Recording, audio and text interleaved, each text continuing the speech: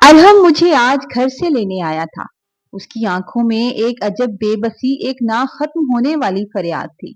वो चाहता था कि मैं उसकी माँ को माफ कर दूं, वो सब भूल जाऊं जो माजी में मेरे साथ किया गया था।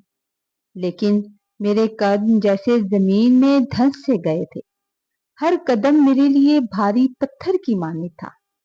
दिल के अंदर अब वो जख्म भरे थे जो वक्त में नहीं भरे थे। एक लम्हे को मैंने अरहम की आंखों से बहते हुए आंसुओं को देखा। वो आंसू उसके दिल की गहराई से निकल रहे थे और शायद उनमें बहुत कुछ छुपा हुआ था। मैंने एक लम्हे के लिए निगाहें चुराई, मगर दिल में एक लज्जत सी दौड़ गई थी। भारी कदमों के साथ मैंने खुद को खींचा और इमरजेंसी वार्ड के उस कमरे की तरफ बढ़ गई जहां ताई अम्मी एडमिट थी। जैसे ही कमरे में मैं दाखिल हुई, मेरा दिल दहल कर रह गया था। उनके चेहरे पर ऑक्सीजन मास्क लगा हुआ था। चेहरे की रंगत पीली और बेजान सी हो चुकी थी। शुगर ज्यादा बढ़ जाने की वजह से उनकी जबान तकरीबन तालू से चिपक गई थी। वो बोलने के काबिल नहीं रही थी। उनका मुंह खुला हुआ था और आंखें यूं फैली थी जैसे जिंदगी के आखिरी लम्हे को देख रही हों। ये मंजर देखने के काबिल नहीं था। मेरा दिल जैसे हलक में अटक गया हो। कमरे में मौजूद हर शख्स की नजरें मेरी तरफ थी। सब एक ही बात कह रहे थे कि ताई माँ को माफ कर दो, उनके दिल का बोझ हल्का कर दो। मगर मेरे सामने तो मेरा सारा माजी घूम रहा था। हर वो लम्हा, हर वो जख्म और हर वो तहकीर जो मैंने सह रखी थी। इस वक्त मेरा दिल चाह रहा था कि सब चीख कर कह दूं कि माफ करना इतना आसान नहीं होता। मेरी आंखों के सामने आज भी वो मंजर ताजा था जब दो एम्बुलेंस हमारे घर के सामने आकर रुकी थी और मुझे बताया गया था कि अम्मा अब्बा दफ्तर जाते हुए हादसे में दुनिया से रुखसत हो गए हैं। ये सुनते ही मेरी सांसें रुक सी गई थी और मैं बेहोश होकर गिर पड़ी थी। एक हफ्ते बाद जब मुझे होश आया तो हकीकत किसी जिलजिले की तरह मेरे वजूद को हिला गई। मैं वो बदनसीब बेटी थी जिसे अपने माँ बाप का आखिरी दीदार भी नसीब नहीं हो सका था। होश आने के बाद ताया अब्बा ने मेरे सर पर दुपट्टा रखा और मुझे अपने घर ले आए थे। ताया अब्बा के दो बेटे थे, बड़ा अरहम और छोटा फैसल। अरहम जब भी मुझे देखता था नजरें झुका लेता था, जबकि फैसल मेरे भाई जैसी दोस्ती हो गई थी फैसल से। मगर ताई अम्मी मुझे शुरू से ही नापसंद करती थी। उनकी निगाहों में हमेशा गुस्सा झलकता और मैं आज उनके रहमो करम पर ही जी रही थी। उस दिन जब मैं चुपचाप एक कोने में बैठी थी, दिल और दुनिया लुट चुकी थी और आंखों के आंसू जैसे खुश्क होकर अंदर ही जम गए थे। मैं ताया अब्बा के घर रहने लगी तो ताई अम्मी की हर बात मैं खामोशी से मान लेती थी। वो सारे काम जो मैंने घर में कभी नहीं किए थे, वो घर के साफ सफाई कराती, घर के काम कराती और छोटी सी छोटी बात पर मेरी तरफ नापसंदीदगी जाहिर कर देती। अम्मी और अब्बा जब जिंदा थे तो मैं बहुत लाडली थी। हमारे घर में नौकरानियों का सिलसिला था, किसी ने कभी मुझसे काम नहीं करवाया था। मगर आज मैं उनकी डांट सुनकर भी सब कुछ खामोशी से कर देती थी। कभी कभार बर्तन धोते हुए हाथ कांप जाते, बर्तन गिर जाता, आंखों से आंसू टपक पड़ते तो ताई अम्मी मुझे डांट कर बातें सुनाना शुरू कर देती थी। मैं जैसे तैसे जिंदा रह ही रही थी। दिल टूटा हुआ और उम्मीदें मिसले धुएं से बिखरी हुई थीं। एक दिन नाश्ते की मेज पर ताया अब्बा ने ऐलान कर दिया कि अरहम और जोया की शादी कर दी जाएगी। दोनों की उम्र शादी के काबिल हो चुकी है। ये सुनकर ताई अम्मी का खून खोल गया था। वो किसी की तरह बुझकर बोली, नहीं नहीं, ये मुमकिन नहीं है। मैं उसे अपने घर में कभी बर्दाश्त नहीं करूंगी। कोई भी लंगड़ा लूला लड़का देखकर इसकी शादी कर दो। ये कभी मेरे बेटे की बीवी नहीं बन सकती। अरहम के लिए मैं अपनी भांजी लेकर आऊंगी। ताया अब्बा के चेहरे पर गुस्सा नमूदार हुआ। वो बोले, खबरदार, अगर तुमने ऐसा कुछ कहा तो याद रखो, ये मेरी बेटी है, ये इसी घर में रहेगी। मैंने नजरें झुका ली थी, मगर अरहम ने मुस्कुराकर मेरी तरफ देखा और फैसल भी खुशी से चेहरे पर चमक लिए बैठे था। ताया अब्बा अपना फैसला सुलाकर चले गए थे। फिर वो लम्हा आया जब ताई अम्मी ने मुझे चेहरे पर जोरदार थप्पड़ मारा और जोर से बोली, तुमने मेरे बेटे को फंसा लिया है। तुम अगर ये समझती हो कि मैं तुम्हें बहू बना लूंगी तो ये ख्वाब अपने दिल से निकाल दो। उनके अल्फाज मेरे सीने में खींचकर घूंट बनकर रह गए। मैं खामोश रही। मेरे अंदर एक बार फिर वही बेबसी सी लौट आई थी जिसने मुझे हर दिन चुप करके जीने पर मजबूर किया था। ताई अम्मी का रवैया मुझसे दिन ब दिन बदलता ही जा रहा था। वो छोटी छोटी बात पर भी मुझ पर जुल्म ढाने लगी थी और मैं खामोशी से सब सहती रहती, क्योंकि ताया अब्बा ने मेरी और अरहम की शादी की तारीख तय कर दी थी। अरहम मेरे साथ बहुत खुश था। वो छुप छुप कर अक्सर मुझसे मेरी ख्वाहिशें पूछ लिया करता और मैं दिल ही दिल में दुआ करती कि सब कुछ खैरो खूबी से गुजर जाए। शादी की तैयारियां जोरों शोर से जारी थी और उन तमाम तैयारियों का भार ताया अब्बू अब्बा के कंधों पर था। घर मेहमानों से भरा हुआ था। हर तरफ एक खुशी का समा दिखाई दे रहा था, लेकिन ताई अम्मी का मिजाज बहुत खराब और बिगड़ता ही जा रहा था। ऐसा लगता था जैसे वो बस मौका ढूंढ रही हों कि मुझे अजियत पहुंचा सके। फिर मेहंदी की रात आन पहुंची। मैं अपने कमरे में तैयार हो रही थी, चूड़ियां पहनते हुए दिल में एक हल्की सी उम्मीद थी कि शायद शादी के बाद मेरा नसीब संवर जाए और ताई अम्मी का रवैया भी मेरे साथ बदल जाए। इतने में फैसल कमरे में आ गया। उसने हंसते हुए कहा, भाभी आज तो बहुत प्यारी लग रही हैं, भैया देखकर खुश हो जाएंगे।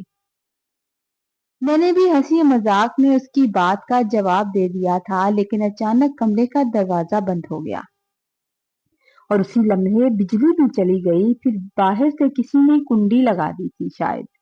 हम दोनों जोर जोर से दरवाजा पीटने लगे, मगर घर में जनरेटर का शोर था, कोई हमारी मदद को नहीं आ सका। अचानक फैसल ने मेरा दुपट्टा सर से खींचकर नीचे फेंक दिया। मैं घबराकर पीछे हटी और कांपती हुई आवाज में फैसल से कहने लगी, ये तुम क्या कर रहे हो? मगर वो जोर जोर से हंसने लगा। अरे भाभी, मैं तो मजाक कर रहा हूँ, आपकी तैयारी खराब कर रहा हूँ, छोटा देवर हूं ना, ये तंग कर रहा हूँ। ये कहकर उसने मेरे चेहरे पर हाथ मारा। लिपस्टिक भी फैल गई, जेवर नोचने लगा और मैं सकते में खड़ी रह गई। कुछ ही देर बाद दरवाजा खुला तो सामने पूरा खानदान खड़ा था। सबकी नजरें मुझ पर जम गई थी। मेरा दुपट्टा सर से उतरा हुआ था, जेवरात भी अधूरे लग रहे थे। लम्हा भर को ऐसे लगा जैसे जमीन मेरे कदमों तले से खिसक गई हो। असल बात मुझे तब समझ आई कि ये सब तो एक सोची समझी साजिश थी और मेरी खुशियों को वाकई किसी की नजर लग चुकी थी। कुछ ही देर बाद सब बड़े हाल में जमा हो गए और मैं सबके बीच यूं खड़ी थी जैसे कोई बहुत बड़ा मुजरिम हो जिसने कोई बहुत बड़ा जुर्म कर दिया हो। हर नजर मुझ पर गड़ी हुई थी। अचानक अरहम मेरे करीब आया और उसने जोरदार थप्पड़ मेरे मुंह पर रसीद किया और कहने लगा, मुझे तुमसे ये उम्मीद न थी। जबकि फैसल एक तरफ नजरें झुकाए खड़ा था और ताई अम्मी की मुस्कुराहट एक अजीब सी फातिहाना मुस्कुराहट में फैल गई थी। वो बोली, नैना कहती थी, ये गंदा खून है, मैं इसे अपनी बहू नहीं मानूंगी। मेरी आंखों से आंसू बहने लगे और मैं ताया अब्बा के कदमों में बैठ गई। मैं रोते हुए कहने लगी, अब्बा आप मेरे बाप जैसे हैं, मैंने कुछ नहीं किया। आप मेरा यकीन करें, मैं तो हमेशा से आपको अपने बाबा की जगह समझती हूँ। फिर मैंने दौड़कर फैसल की तरफ गई। मैं बेबसी की इंतहा पर थी। मैंने बेबसी से कहा, फैसल तुम तो मेरे छोटे भाई जैसे हो, कुछ तो कहो। मगर वो भी खामोश खड़ा था। उसकी ये खामोशी मेरी जान निकाल रही थी। दिल चाहता था कि जमीन फट जाए और मैं उसमें समा जाऊं। मैं हैरान परेशान थी कि मेरे साथ ये सब लोग क्यों कर रहे हैं। सब लोग मेरी तरफ बदगुमान नजरों से देख रहे थे और सरगोशियों में मुझे बुरा भला कह रहे थे। इतने में ताया अब्बा ने हुक्म दिया कि कुरान पाक लेकर आओ और हम जल्दी से कुरान मजीद ले आया और मेरे सामने रख दिया गया। ताया अब्बा ने कहा कि इस पे हाथ रखो और कसम खाओ कि तुम पाक दामन हो।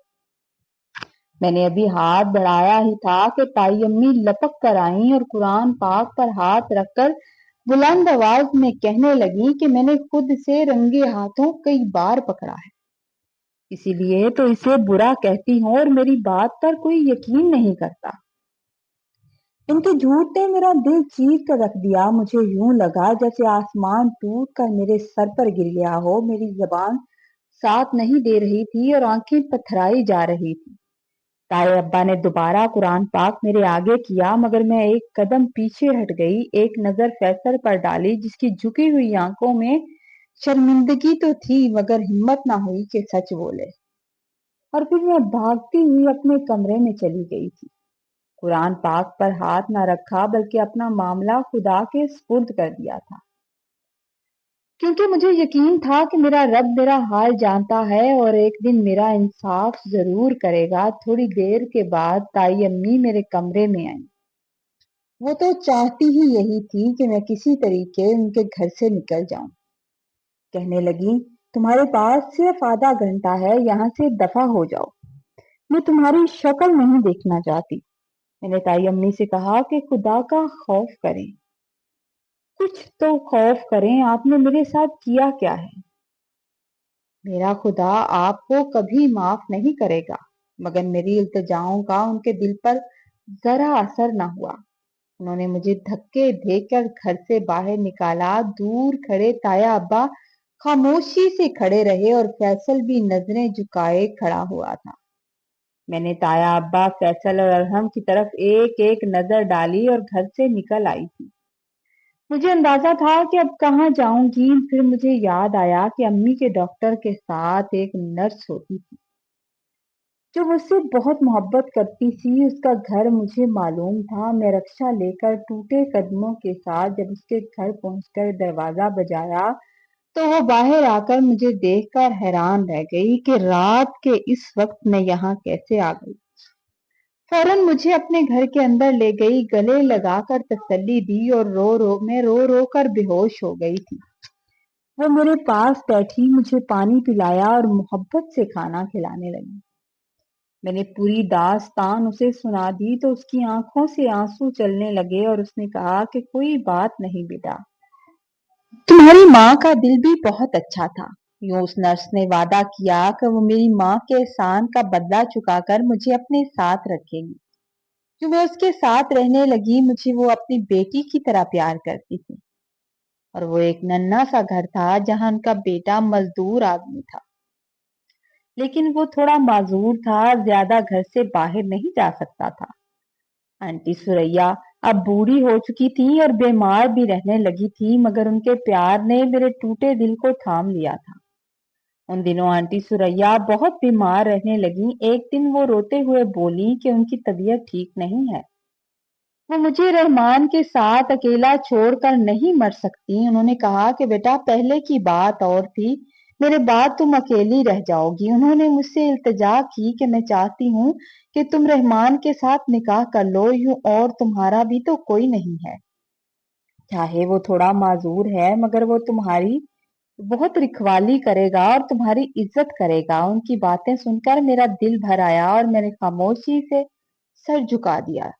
اسی شام میرا رحمان کے ساتھ نکاح ہو گیا تھا۔ آنٹی جب سے بیمار تھی بیگز بنا کر بچوں کے اسکول کے لیے بیگ تیار کیا کرتی تھی، اور اب میں ان کے ساتھ بنانا سیکھ گئی تھی۔ ہم مل کر بیگز بناتے تھے اور بازار میں بیچ کر گھر کا خرچ نکالتے تھے۔ ایک دن اچانک دروازہ کھلا تو ارحم اور فیصل کھڑے تھے، شرمندہ چہرہ لیے آہستہ آہستہ آئے اور دونوں نے زمین پر بیٹھ کر معافی مانگنا شروع کر دی۔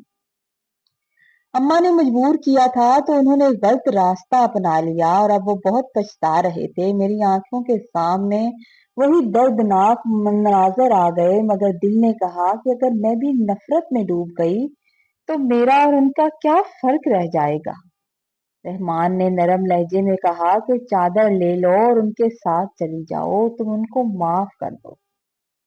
میں بھاری قدموں کے ساتھ رحمان کے ساتھ ہسپتال چلی گئی، جہاں آنٹی کی حالت تائی می کی دیکھ کر میرے اندر کے تمام غم ایک پل میں دوبارہ جاگ اٹھے تھے۔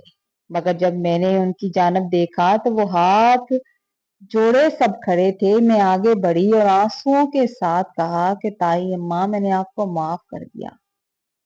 یہ کہہ کر میں زور زور سے رونے لگی تھی۔ تھوڑی دیر کے بعد تائی اماں اللہ کو پیاری ہو گئی۔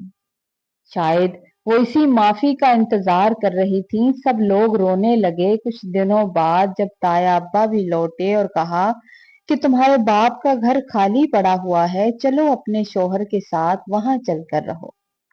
رحمان نے کہا کہ وہ تمہارے والدین کی یاد ہے، تم اسے کیسے چھوڑ سکتی ہو؟ شروع میں تو تایا ابا والوں نے اس گھر پر قبضہ کیا ہوا تھا۔ میں اپنے شوہر کے ساتھ اپنے گھر واپس آئی تو ہر چیز ویسی کی ویسی تھی۔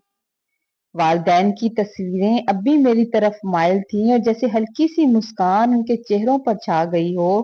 دل میں ایک آہستہ سی تسکین آئی کہ شاید اب ہماری زندگی میں کچھ سکون آ جائے گا۔